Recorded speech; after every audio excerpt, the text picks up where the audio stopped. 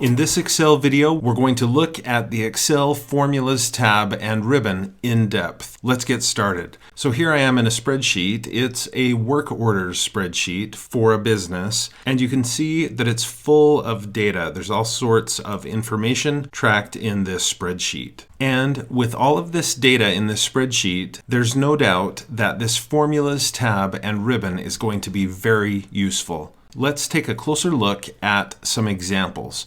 So here in this spreadsheet, let's say I want to flag certain services that are provided by the company.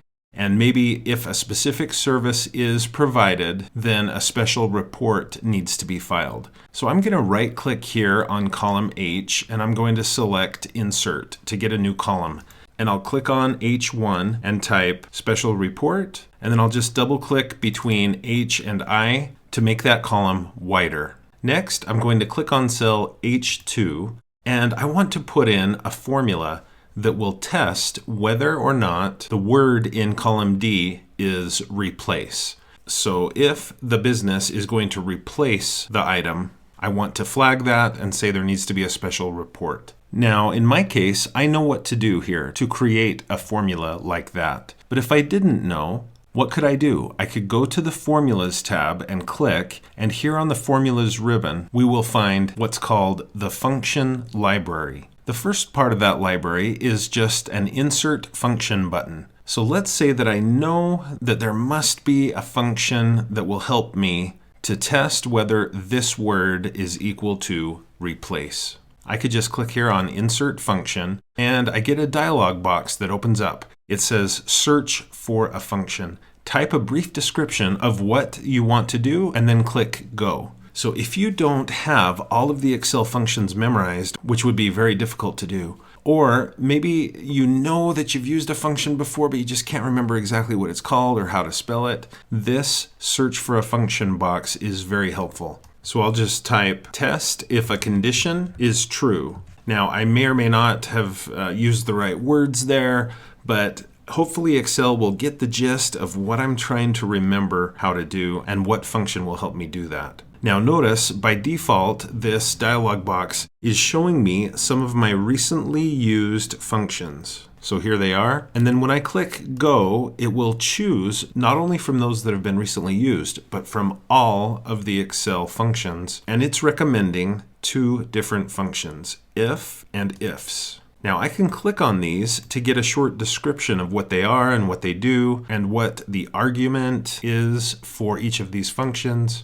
And that can help jog my memory and help me make a decision. This is also a great way to discover new functions that you've never used before. So I'm going to stick with this first one, if. So I click OK, and now I get another dialog box that opens up, and it's broken down into steps, basically, the process of using this function. So first, there needs to be a logical test. And I'm going to scoot this aside a little bit. And you can see what's in cell H2 that's appearing there based on the clicks that I've done, the decisions that I've made so far. Okay, I want to test whether the contents of D2 is equal to replace. So I'll just type in D2 equal to the word replace. And I'm going to put replace in quotation marks because it's text. Excel is telling me already that that is false. D2 is not equal to replace. Next, what do I want the value or the results of this formula to be if this logical test is true? So if that is equal to replace, then I want to print on the screen the text yes in quotation marks. Now, what if it's false? What if D2 is not equal to replace? Well, I want to print the word no. And again, it's a word, it's text, so I'm going to put it in quotation marks. I'll click OK, and let's see what happens. The result of the formula that I put in cell H2 is no, because the word assess isn't replace. Now, because I entered that formula in a table, Excel automatically copied that formula all the way down the table. So without having to do anything, the formula that I put here in H2 is copied all the way down all 1,000 rows of this data. Now, if I had tried this in a spreadsheet that's not part of a table, that wouldn't have automatically happened. Instead, I would have had to have double-clicked on the little green square in the lower right corner of cell H2. At least that's where it is right now. If you double-click on that, it will copy the formula all the way down the data. Okay, so I hope you can see how the insert function really helped me there. It helped me to identify the right function to use, and it did that by asking me to describe what I want to do, and then click Go. And then it also kind of coached me on each of the functions that I selected. I could read about what it does, and then I clicked OK. And by doing that, it put in the equals and the function that I was going to use. And then I just worked on each of the function arguments until it was done, clicked OK, and I got the results. So that's what the Insert Function button does that's in the function library on the Formulas tab and ribbon. But that's just one part of the function library. In addition to that Insert Function button, I have different categories of functions. There are some AutoSum functions, and you can click on the bottom part of that button to open it up and see each of the AutoSum functions. So for example, if I want to calculate all of the LBR hours, I can click somewhere in column K, and I'm going to jump down to the bottom of my data. I'm just going to click here on cell L2 in this case. I'll hold the Control key and tap the down arrow. That jumps me down all the way to the bottom of my data in this case. And here in column K, at the very bottom underneath the data, I would like to add up all of the LBR hours. One way to do that would be to click here on AutoSum and choose Sum. It adds up all of the hours all the way up to the top of my data. Going back up to the top of my data, in addition to AutoSum, I also have recently used. Again, this is that same list of most recently used functions. I have a list of financial functions. So if I'm trying to do something related to accounting or financial math or anything like that, this might be a good place to look to try to decide which function to use. If you click on a certain function, you get a description of that function and what it does. You also get a dialog box very similar to the one we got when we clicked Insert Function. In fact, it looks identical. It helps me to work through the arguments that go with a particular function. So as you can see, there are several other categories in the function library: logical functions, text functions, math and trig functions.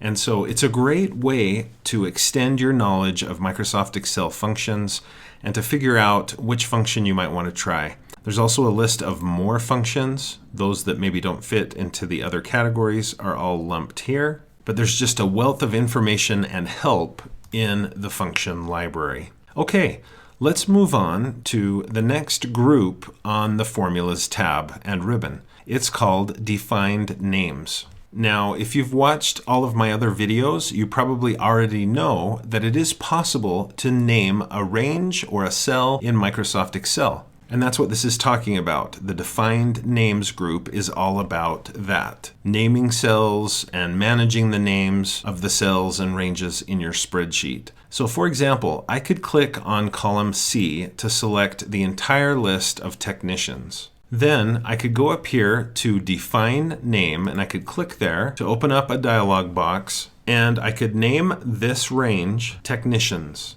I could put in a comment, something like that maybe. Click OK, and now anytime I have that exact range selected, look what appears in the name box here in the upper left corner, Technicians. I could do something similar with, let's say, the cost of parts. So I select column L, define name. I'll just leave it called Parts Cost. Click OK, and now it's named Parts Cost. And this time I'm going to go back up all the way to the top, and I'll click on cell L2. And I'm going to hold the Control key, hold the Shift key, and tap the down arrow. And so that should select all of the data in that column from L2 all the way down to the bottom of the data. And then with that data selected, I can go up here to Define Name, and I'll just leave it as Parts Cost. Click OK. And so now I could go to any cell in Excel and click, type equals sum, and this is just one example. You could use it with all sorts of other formulas as well. And then I'll just type the words Parts Cost. As soon as I do, notice that that entire column, at least from L2 down, is highlighted,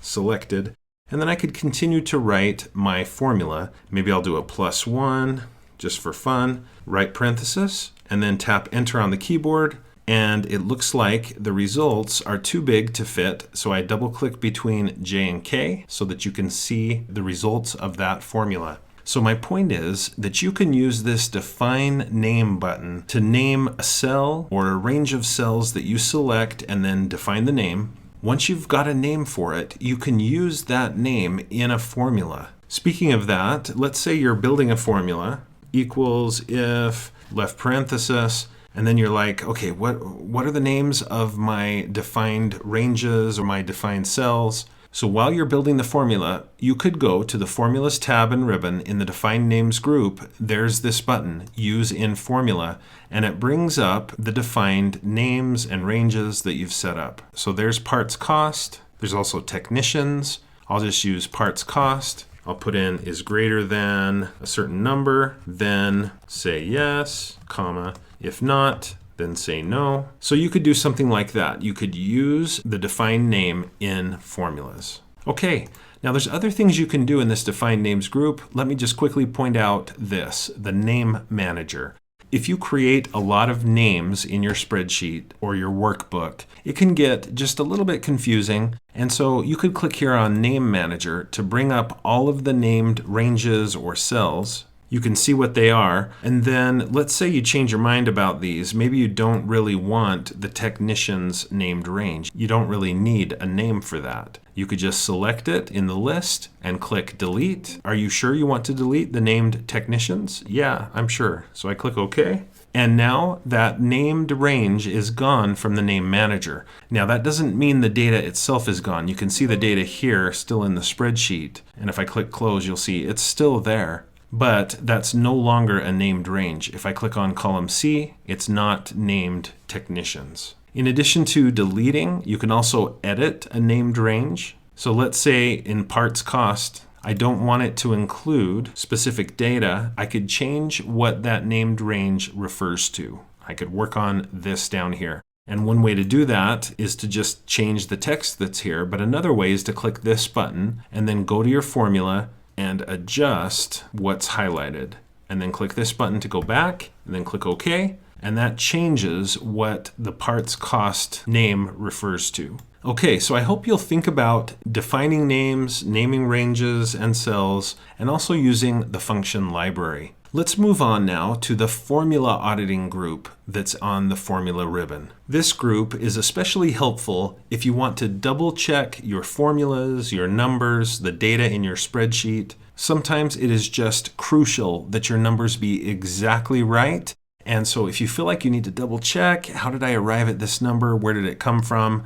Is there an error associated with it? This group is for you. Now to show this, I'm going to go over to the right side of the data for a little while. You can see there is a column called Total Fee. And I'm going to click here on this fairly big fee. Maybe I'm doubting that this is really accurate. So I click on it and then I go up here to the Formula Auditing group and I click on Trace Precedents. When I click there, notice what happens. It shows me with this blue line and this arrow how Excel arrived at this number. So this number and this number and this number all are precedents for the number that I have here. So this is where this number comes from. Now, what about these numbers? Do these numbers have precedents? If I click Trace Precedents again, you can see that there are other precedents that eventually affect the results in column T. If I click it again, I get even more information. And if I click it again, sometimes I get even more. Now, this all depends on your spreadsheet. If your spreadsheet doesn't use formulas, you're not going to see precedents really. If your spreadsheet has fairly simple formulas where there's just one formula going on, maybe one cell plus another cell equals the results, then yeah, you'll see some precedents, but if you click again, you won't see additional ones, if that makes sense. Now, if as you press the Trace Precedents button, if you see this dashed line with a link to what looks like the icon of a spreadsheet, What that means is that some of the data that I'm seeing here comes from a different spreadsheet. And if you're curious about where that spreadsheet is or what spreadsheet it is, you can just double click on the dashed line and you get a dialog box that opens up. And this is telling me that some of the data comes from the work orders spreadsheet. Yeah, well, that's the spreadsheet I'm in. But if I click down here, I can browse to the right and I can see that it's on a specific tab, or really spreadsheet, the admin lists spreadsheet. And that's down here. And it's telling me the specific range on the admin lists spreadsheet. So if I cancel that out, I can click here on admin lists and I can see where it's coming from. I'm going to go back to my spreadsheet that I've been working on. And if I click trace precedents again, it looks like that's the limit. That's all that this spreadsheet has as far as precedents are concerned. But isn't that a neat feature? If the data in your spreadsheet is just absolutely crucial and you got to make sure it's right, it's a good idea to use this formula auditing group to trace the precedents that helped Excel arrive at the results that you see there. Now I'm going to click remove arrows, and it does just what it says. It removes the arrows that have been placed in the spreadsheet. Those were just visual helps. They didn't affect the data really. And so I removed the arrows just to get back to the regular view. If I want them back, I can just click trace precedents again, quickly or slowly, whichever, but I'll just remove the arrows. Next, let's look at trace dependents. If I click there on trace dependents, look what it did. It's a similar thing, but this time it's a vertical line in this case. It won't always be a vertical line, but it's just showing me that a dependent of the cell that I had selected is found here. This cell has the sum, or the total, of all of the total fees from all of the work orders. And so that bottom result is a dependent of the cell that I had selected. Now, if I press it again, notice that there isn't anything else to show me, so I just get a sound telling me that's it. I'm going to remove arrows again. So trace precedents and trace dependents can be a lifesaver if you're working with numbers and important data. Next, let's look over here in the second column of formula auditing tools. We have show formulas. When you click that, it shows you all of the formulas that you have in your spreadsheet. Instead of showing the results of those formulas, you see the formulas themselves. So again, this can help you to test and double check and make sure that the data in your spreadsheet is accurate. Did you mess up on one of the formulas? If so, this will help you identify that. I'm going to click it again to toggle that off. And let's look now at error checking. If I click error checking, it says it's complete. It didn't find any errors. But let's make a change to the spreadsheet. I'm going to type equals 89 divided by 0, tap enter. That's a mistake, that's an error, you can't divide by 0. And so now when I click on error checking, I get a dialog box that shows me the error, tells me the nature of the error, and I can click to get some help on the error. It took me to a web page that has information about this specific error. I'll X out of that. You can also trace the error. You can see instead of blue lines now, I have a red line. And if I go back up, you can see what the line connects to. I'm going to resume. You can choose to just ignore errors or to edit the formula that produced the error in the formula bar. So if I click there, it takes me to the formula bar and I can try to fix that. I'll just X out of it, and I know what caused the error, of course. So I'll just put in something else and the error is resolved. Okay, we also have evaluate formula. If you select a cell that has a formula in it and then click on Evaluate Formula, it will open up a dialog box and help you to evaluate that formula. You can click Evaluate and it shows you information about that formula. Click it multiple times to step through it. You can also use the Step In button and the Step Out button to move further along in the formula. So I can step into it one step, I can step out, and then I can click Close when I'm done. Okay, I've removed the arrows. Now I'm going to move over here to the Watch Window button. And if you want to learn more about watch windows, please watch my other videos on that topic. But for this video, I just want to quickly mention that you can click and drag to highlight a part of your data, a range maybe that's really important that you want to watch carefully. Once you've got it highlighted, just click Watch Window and then Add Watch. Notice the range that I selected is highlighted and I click to add. And now I can work in a different part of this spreadsheet, far away from that data that I'd like to watch, but I can still see the data here in this watch window. So if those numbers change because of formulas or because of somebody entering in new information, I can track that while working in other parts of my spreadsheet. I'm going to X out of that watch window. Next, we have a calculation group, and it's got some calculation options. If you click on calculation options, you can switch from automatic calculation to manual calculation. And what this has to do with is when you have a formula in your spreadsheet, do you want it to automatically calculate the results, or do you want to have to manually make it calculate? And you can see there's yet another option, automatic except for data tables. So as an example of this, if you've selected manual calculation options, let's take a look at how it works. So I'll just put in a few numbers here, and then I'll put in a formula. I could do an auto sum or just this simple sum, and I'll bold the total. And again, I have calculation options set to manual. So what happens if I change 45 to 5? Tap enter. The results of the formula are not automatically recalculated because I set it to manual. So how do you manually recalculate? The way you force a manual recalculation is you hold Control on the keyboard, you hold Alt and tap F9.